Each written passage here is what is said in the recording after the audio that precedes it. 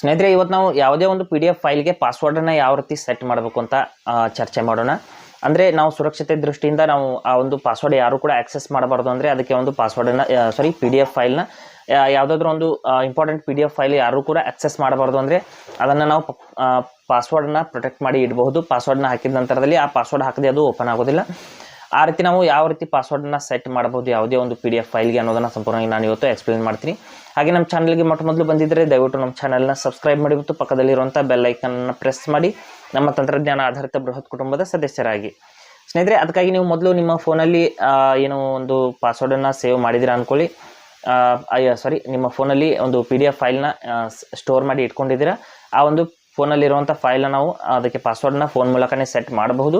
ಅದಕ್ಕಾಗಿ ನಿಮ್ಮ ಫೋನಲ್ಲಿ ಕ್ರೋಮ್ ಬ್ರೌಸರ್ನ ಓಪನ್ ಮಾಡ್ಕೊಳ್ಳಿ. ಮಾಡಿದ ನಂತರದಲ್ಲಿ ಇಲ್ಲಿ ಸರ್ಚ್ನಲ್ಲಿ ಏನು ಸರ್ಚ್ ಮಾಡಬೇಕು ಅಂದರೆ ಐ ಲವ್ PDF ಅನ್ನುವಂಥ ಒಂದು ವೆಬ್ಸೈಟ್ನ ಸರ್ಚ್ ಮಾಡ್ಕೋಬೇಕು. ಐ ಲವ್ PDF ಅಂತ ಇಲ್ಲಿ ನೋಡ್ತಾ ಇರ್ಬೋದು. ಈ ರೀತಿ ನಾನು ಸರ್ಚ್ ಮಾಡ್ಕೊಂಡಿದ್ದೀನಿ. ಇಲ್ಲಿ ನೋಡಿ ಐ ಲವ್ PDF ಅಂತ ಒಂದು ಮೇಲ್ಗಡೆ ಬರುವಂಥ ಈ ವೆಬ್ಸೈಟ್ ಮೇಲೆ ಈ ರೀತಿ ಕ್ಲಿಕ್ ಮಾಡ್ಕೊಳ್ಳಿ.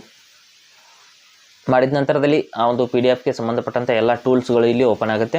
ಸ್ವಲ್ಪ ಕೆಳಗಡೆ ಸ್ಕ್ರೋಲ್ ಮಾಡಿಬಿಟ್ಟು ಇಲ್ಲಿ ಪ್ರೊಟೆಕ್ಟ್ PDF ಅನ್ನುವಂಥ ಒಂದು ಟೂಲನ್ನು ಓಪನ್ ಮಾಡ್ಕೋಬೇಕು. ಪ್ರೊಟೆಕ್ಟ್ PDF ಟೂಲ್ ಎಲ್ಲಿದೆ ಅಂತ ನಾವು ಒಂದು ಸಾರಿ ನೋಡ್ಕೊಳ್ಳೋಣ. ಸ್ವಲ್ಪ ಹುಡುಕಿದರೆ ಇಲ್ಲಿ ಏನು ಲಿಸ್ಟ್ ಇದೆ ಇದರಲ್ಲಿ ಒಂದು ಸಿಗುತ್ತೆ. ಇಲ್ಲಿ ಅನ್ಲಾಕ್ PDF ಇದೆ, ಅದರ ಕೆಳಗಡೆನೆ ಪ್ರೊಟೆಕ್ಟ್ PDF ಅನ್ನುವಂಥ ಒಂದು ಟೂಲ್ ನಮಗೆ ಸಿಗುತ್ತೆ. ಅದರ ಮೇಲೆ ಕ್ಲಿಕ್ ಮಾಡ್ಕೊಳ್ಳಿ. ನಂತರದಲ್ಲಿ ಇಲ್ಲಿ ಸೆಲೆಕ್ಟ್ PDF ಫೈಲ್ ಅಂತ ಸೆಲೆಕ್ಟ್ ಮಾಡ್ಕೊಳ್ಳಿ.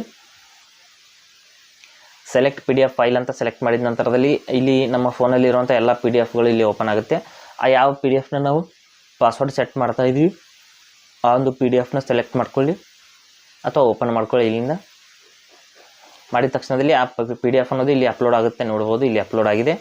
ನಂತರದಲ್ಲಿ ಇಲ್ಲಿ ಏನು ಮಾಡಬೇಕು, ಮೇಲ್ಗಡೆ ಇಲ್ಲಿ ಸೆಟ್ಟಿಂಗ್ಸ್ ಅಂತ ಒಂದು ಆಪ್ಷನ್ ಇರುತ್ತೆ. ಈ ಕಡೆಗೆ ಇದೆ ನೋಡಿ, ರೌಂಡ್ ಸೆಟ್ಟಿಂಗ್ಸ್ ಆಪ್ಷನ್ ಇದೆ. ಅದರ ಮೇಲೆ ಕ್ಲಿಕ್ ಮಾಡಿಬಿಟ್ಟು ಇಲ್ಲಿ ಹೊಸ ಪಾಸ್ವರ್ಡನ್ನು ಹಾಕಬೇಕಾಗುತ್ತೆ. ಟೈಪ್ ಪಾಸ್ವರ್ಡು, ರೀಟೈಪ್ ಪಾಸ್ವರ್ಡ್, ಅಂದರೆ ಎರಡೂ ಕಡೆಗೂ ಅದೇ ಪಾಸ್ವರ್ಡನ್ನು ಹಾಕಬೇಕು. ನೀವು ಯಾವ ಪಾಸ್ವರ್ಡನ್ನು ಸೆಟ್ ಮಾಡ್ಕೋಬೇಕು ಅಂತ ಇದ್ರೆ ಆ ಪಾಸ್ವರ್ಡನ್ನು ಎರಡೂ ಕಡೆ ಹಾಕಬೇಕಾಗುತ್ತೆ. ಹಾಕಿದ ನಂತರದಲ್ಲಿ ಪ್ರೊಟೆಕ್ಟ್ PDF ಅಂತ ಕೆಳಗಡೆ ಆಪ್ಷನ್ ಬರುತ್ತೆ.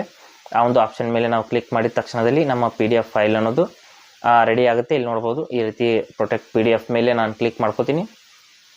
ಮಾಡಿದ ತಕ್ಷಣದಲ್ಲಿ ಇಲ್ಲಿ ನೋಡ್ಬೋದು ಡೌನ್ಲೋಡ್ ಪ್ರೊಟೆಕ್ಟೆಡ್ ಫೈಲ್ PDF ಅಂತ ಬರ್ತಾ ಇದೆ. ಇದ್ರ ಮೇಲೆ ಕ್ಲಿಕ್ ಮಾಡಿಬಿಟ್ಟು ನೇರವಾಗಿ ಒಂದೇ ಕ್ಲಿಕ್ನಲ್ಲಿ ನಾವು ಡೌನ್ಲೋಡ್ ಮಾಡ್ಕೋಬಹುದು. ಇಲ್ಲಿ ನೋಡ್ತಾ ಇರ್ಬೋದು PDF ಫೈಲ್ ಅನ್ನು ಡೌನ್ಲೋಡ್ ಆಗಿದೆ. ಇಲ್ಲಿಂದ ನೋಡಿ ಓಪನ್ ಮಾಡಿ ನಾನು ತೋರಿಸ್ತೀನಿ. ಇಲ್ಲಿ ಓಪನ್ ಮಾಡಿದರೆ ಅದು ಪಾಸ್ವರ್ಡ್ ಇಲ್ಲದೆ ಅದು ಓಪನ್ ಆಗೋದಿಲ್ಲ.